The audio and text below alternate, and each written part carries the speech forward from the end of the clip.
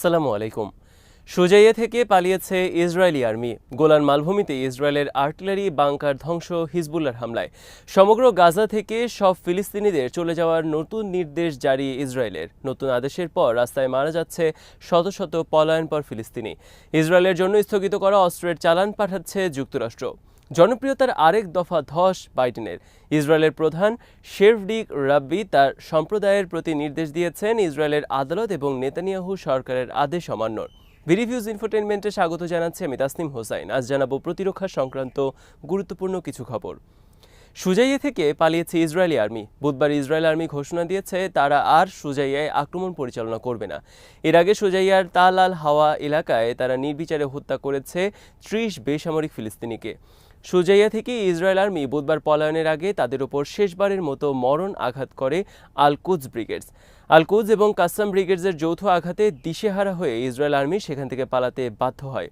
আল কুদসের আঘাতে সুজাইয়ায় অনেক সহযোদ্ধাদের লাশ ফেলে পালিয়ে গেছে ইসরায়েল আর্মি। আল কুদস ব্রিগেড জানিয়েছে বুধবার তারা রকেট বৃষ্টি বর্ষণ করেছে সুজাইয়ার বিভিন্ন স্থানে ইসরায়েলি সেনা অবস্থান লক্ষ্য করে। এছাড়া পদাতিক টিম এবং সেনা যানবাহন লক্ষ্য করে কাছ থেকে অ্যান্টি ট্যাঙ্ক ও অ্যান্টি পার্সোনাল মিসাইল হামলা চালিয়ে হত্যা করেছে অনেক ইসরায়েলি সেনা।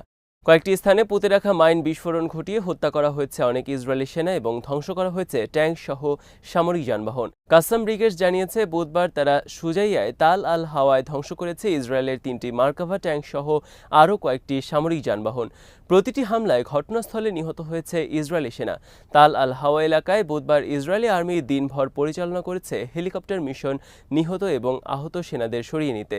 সুজাইয়া এলাকায় ইসরায়েল আর্মি তাড়ানোর ক্ষেত্রে মূল ভূমিকা পালন করেছে ইসলামিক জিহাদ গ্রুপের আল কুদস ব্রিগেডস। গত ৯ মাসের যুদ্ধে আল কুদস ব্রিগেডসের সবচেয়ে বড় সফলতা সুজাইয়া যুদ্ধ। এদিকে লেবাননের হিজবুল্লাহ বুধবার গোলান মালভূমিতে মিসাইল হামলা চালিয়ে ধ্বংস করেছে ইসরায়েলের একটি আর্টিলারি বাংকার। হিজবুল্লাহ এক বিবৃতিতে জানায়, গোলান মালভূমির আল জারা ঘাঁটিতে একটি আর্টিলারি বাংকার লক্ষ্য করে কয়েক ডজন গ্র্যাড রকেট হামলা চালিয়েছে তাদের রকেট ফোর্স। রকেট হামলার আঘাতে ইসরায়েলের মাটিতে অগ্নিকাণ্ডের ছবি প্রকাশ করেছে হিজবুল্লাহ। হিজবুল্লাহ জানিয়েছে বুধবার তার গোলান মালভূমির আরও ৩টি এলাকায় হামলা পরিচালনা করেছে ইসরায়েল আর্মির বিরুদ্ধে।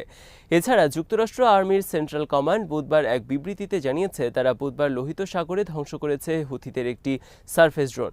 তবে এ বিষয়ে হুথিদের পক্ষ থেকে এখনও কোনো কিছু স্বীকার করা হয়নি। সমগ্র গাজা থেকে সব ফিলিস্তিনিদের চলে যাওয়ার নতুন নির্দেশ জারি করেছে ইসরায়েল। বুধবার বিমান থেকে সমগ্র গাজায় লিফলেট ছড়িয়ে দিয়েছে ইসরায়েল আর্মি। লিফলেটে নির্দেশ দেওয়া হয়েছে সমগ্র গাজা থেকে যেন সব ফিলিস্তিনি অবিলম্বে দক্ষিণের আজ জায়দাহ এবং দার আল বালাহ এলাকায় চলে যায়। লিফলেটে বলা হয়েছে গাজা হবে একটি বিপজ্জনক যুদ্ধক্ষেত্র। ফিলিস্তিনিদের গাজা ছাড়ার জন্য সালাহ আল দিন সড়ক এবং উপকূলীয় এলাকা নিরাপদ ঘোষণা করেছে ইসরায়েল আর্মি। নতুন নির্দেশের পর নতুন করে ঘরবাড়ি এবং উদ্বাস্তু শিবির ছেড়ে পালাতে শুরু করেছে হাজার হাজার ফিলিস্তিনি। পালাতে গিয়ে রাস্তায় মারা পড়ছে অনেক ফিলিস্তিনি। বৃহস্পতিবার আল জাজিরার খবরে বলা হয়েছে গাজার বিভিন্ন রাস্তা ভরে উঠেছে ফিলিস্তিনিদের রাশে। এ অবস্থায় বুধবার ইসরায়েল তাল আল হাওয়া এলাকায় হামলা চালিয়ে হত্যা করেছে ৩০ ফিলিস্তিনিকে। এর আগের দিন খান ইউনিসে একটি স্কুলে মিসাইল হামলা চালিয়ে হত্যা করেছে আরও ৩০ জন। ৭ অক্টোবর যুদ্ধ শুরু হওয়ার পর ইসরায়েল আর্মি অনেকবার ফিলিস্তিনিদের গাজার বিভিন্ন এলাকা ছাড়ার নির্দেশ দিয়েছে। নির্দেশ জারির পর তাদেরই ঘোষিত নিরাপদ জোনেও হামলা চালিয়ে হত্যা করেছে ফিলিস্তিনিদের। প্রথমে তারা উত্তর গাজা থেকে দক্ষিণে চলে যাওয়ার নির্দেশ দেয় ফিলিস্তিনিদের। উত্তর গাজা থেকে ১৫ লাখের বেশি ফিলিস্তিনি দক্ষিণে রাফা এলাকায় আশ্রয় নেওয়ার পর ইসরায়েল রাফায় অভিযান শুরু করে। রাফার বিভিন্ন এলাকায় অভিযান শুরুর আগে সেখান থেকেও ফিলিস্তিনিদের অন্যত্র চলে যাওয়ার নির্দেশ জারি করে। এভাবে ক্রমাগত এক স্থান থেকে অন্য স্থানে তাড়িয়ে নিচ্ছে ফিলিস্তিনিদের ইসরায়েল। এতে করে অবর্ণনীয় দুর্দশার শিকার হয়ে পথে পথে মারা পড়ছে অনেক ফিলিস্তিনি। বিভিন্ন সময় পলায়নপর ফিলিস্তিনিদের ওপরও ড্রোন থেকে মিসাইল হামলা চালিয়ে হত্যা করছে ইসরায়েল আর্মি। ইসরায়েল আর্মি এমন এক সময় গাজা ছাড়ার নির্দেশ জারি করল যখন কায়রো এবং দোহায় চলছে যুদ্ধবিরতি আলোচনা। সর্বশেষ যুদ্ধবিরতি প্রস্তাবে হামাস তাদের একটি বড় শর্ত প্রত্যাহার করে সম্মতি দিয়েছে যুদ্ধবিরতিতে। কিন্তু নেতানিয়াহু নতুন অনেক শর্ত আরোপ করেছে যুদ্ধবিরতি আলোচনা বানচাল করার জন্য। যুদ্ধবিরতি আলোচনার মধ্যে ইসরায়েল আর্মি প্রতিদিন গাজায় উদ্বাস্তু শিবিরে বিমান হামলা চালিয়ে হত্যা করে চলছে কয়েক ডজন করে ফিলিস্তিনি উদ্বাস্তু। ইসরায়েলের জন্য স্থগিত করা অস্ত্রের চালান পাঠাতে যাচ্ছে যুক্তরাষ্ট্র। বুধবার এই খবর দিয়েছে বার্তা সংস্থা রয়টার্স এবং ওয়াল স্ট্রিট জার্নাল পত্রিকা।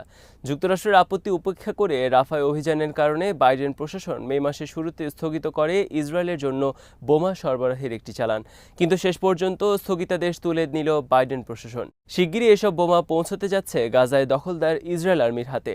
ইসরায়েলে যুক্তরাষ্ট্রের অস্ত্রের চালান স্থগিত করা ছিল তেল আবিবের প্রতি একটি বড় আঘাত।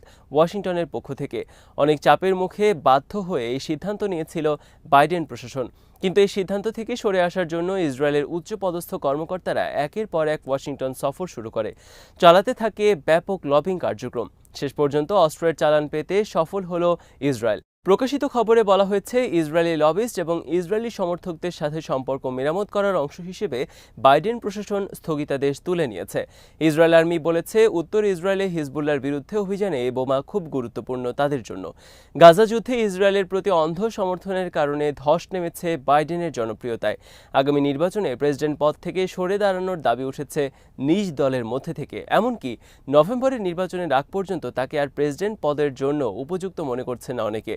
এই অবস্থায় তিনি ইহুদি সম্প্রদায়কে খুশি করতে ইসরায়েলের ওপর থেকে অস্ত্র পাঠানোর স্থগিতাদেশ তুলে নিলেন। এর ফলে বাইডেনের বিরুদ্ধে আরও এক দফা খেপেছেন যুদ্ধবিরোধী আমেরিকানরা। এতে নিচে নামবে বাইডেনের জনপ্রিয়তার পারদ। ওয়াশিংটনে ন্যাটো সম্মেলন চলা অবস্থায় ডেমোক্র্যাটদের প্রধান ডোনার জর্জ ক্লুনি বাইডেনকে অনুরোধ করেছেন নির্বাচন থেকে সরে দাঁড়ানোর জন্য। ক্লুনি বলেছেন, আগামী নির্বাচনে বাইডেনকে নিয়ে ডেমোক্র্যাটরা নির্বাচনে জিততে পারবে না। বিশ্লেষকদের মতে অবস্থা যা দাঁড়িয়েছে তাতে হয় বাইডেনকে নির্বাচন থেকে সরে দাঁড়াতে হবে, অন্যথায় তার পরাজয় নিশ্চিত আগামী নির্বাচনে।